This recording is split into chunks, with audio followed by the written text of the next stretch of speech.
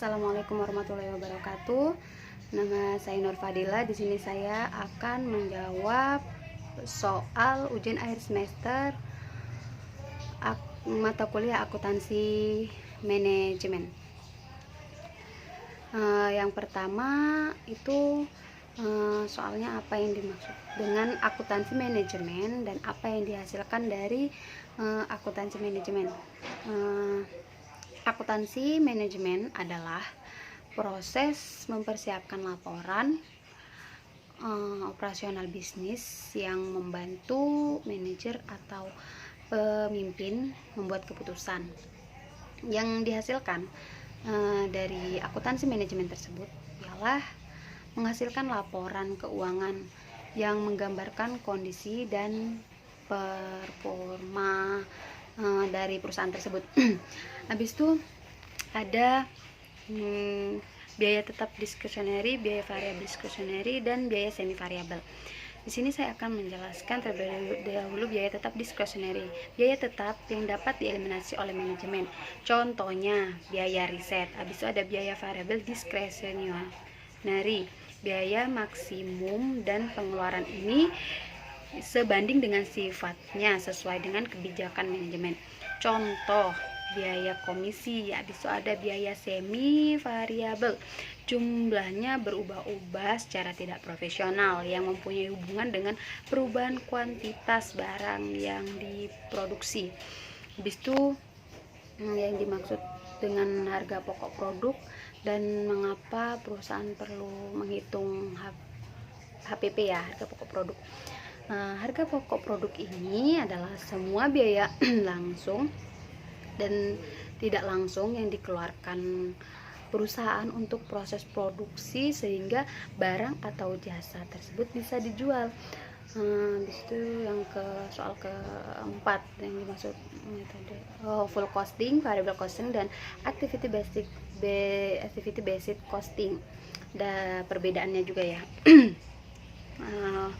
Full costing ini merupakan metode penentuan harga pokok produksi yang memperhitungkan semua unsur biaya produksi ke dalam harga pokok produksi yang terdiri dari bahan baku, biaya tenaga kerja langsung. Habis itu ada variable costing.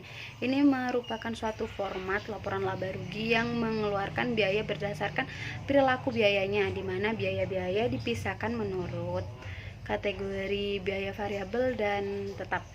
Habis itu ada activity based costing atau bisa disebut subjek yang kompleks, mempelajari dasar-dasar penetapan biaya berbasis aktivitas, cara menemukannya, dan bagaimana hal itu dapat membantu bisnis kita. Jika full costing dan variable costing menitikberatkan penentuan harga pokok produk hanya pada fase produksi aja, kalau ABC ini menitikberatkan penentuan harga produk di semua fase pembuatan produk. Habis itu yang kelima, manfaat ABC dan bagaimana tahapan-tahapan penerapannya. ABC ini digunakan untuk mendapatkan pemahaman yang lebih baik tentang biaya, memungkinkan perusahaan untuk membentuk strategi penetapan harga yang lebih tepat. Perhitungan activity based costing ini banyak digunakan di dalam industri manufaktur karena meningkatkan keandalan data biaya sehingga menghasilkan biaya yang hampir benar dan mengklasifikasikan biaya yang dikeluarkan oleh perusahaan selama proses produksinya dengan lebih baik. Habis itu nomor 6 yang dimaksud titik impas atau BEP, dan tujuan mencari titik impas itu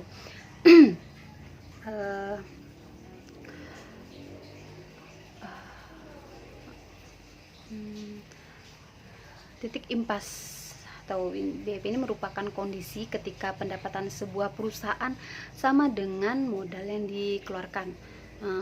Akuntansi ini biasanya menyebutnya itu BEP sebagai titik impas karena perusahaan tidak mengalami untung maupun rugi. Tujuannya yaitu analisis titik impas untuk mengetahui tingkat aktivitas di mana pendapatan hasil penjualan sama dengan jumlah semua biaya variabel dan biaya tetapnya. Habis itu jelaskan korelasi antara kelangsungan hidup dan laba maksimum terhadap harga jual.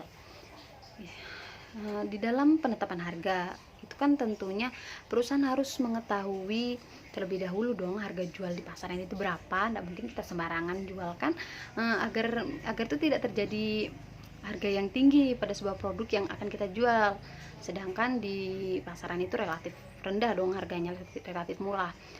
Oleh sebab itu perusahaan itu harus menghitung harga pokok produk pada produk yang akan kita jual agar mendapatkan harga yang maksimum. 8.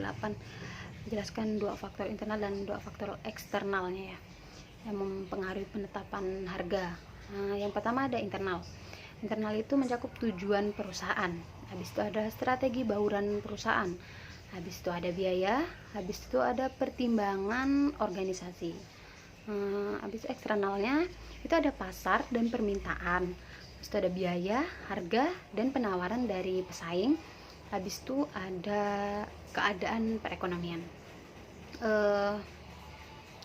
Strategi penetapan strategi untuk produk itu harga mengapung, habis itu harga skimming price atau harga skimming price, mematok harga tinggi pada produk yang dihasilkan, diharapkan bias menutup harga dan menghasilkan laba maksimum. Pendekatan ini akan tepat digunakan pada perusahaan yang menghasilkan produk dengan minim pesaing. Skimming bias membatasi permintaan konsumen sampai perusahaan siap memproduksi produk secara massal. Habis itu yang kedua itu ada harga penetrasi. Harga ini adalah mematok harga yang rendah untuk menciptakan permintaan yang banyak dari konsumen.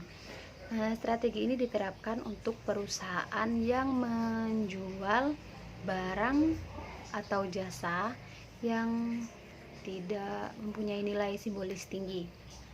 Itu peranan penyusunan anggaran peranan penyusunan anggaran dalam pengendalian manajemen. Itu sebagai alat manajemen, anggaran membantu manajemen dalam menjalankan fungsi-fungsi perencanaan, koordinasi, dan pengendaliannya pastinya. Anggaran ini merupakan alat yang mendukung aktivitas perencanaan jangka pendek dan pengendalian organisasi.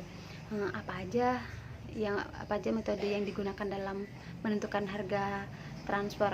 Itu ada metode market price atau harga pasar. Habis itu ada metode harga pokok, metode negosiasi, itu metode koordinasi. Yang ke-12 lagi ya. Jenis-jenis anggaran jelaskan juga. Anggaran penjualan. Anggaran penjualan adalah suatu anggaran yang dirinci dan diteliti mengenai penjualan perusahaan di masa depan. Di dalamnya ini berisi tentang rencana jenis-jenis barang, harga, jumlah, waktu, serta tempat penjualan barang tersebut. Di situ ada anggaran produksi. Jenis anggaran produksi ini suatu anggaran yang dibuat untuk satu periode anggaran, di mana anggaran ini membuat rencana-rencana unit perusahaan. Anggaran biaya bahan baku.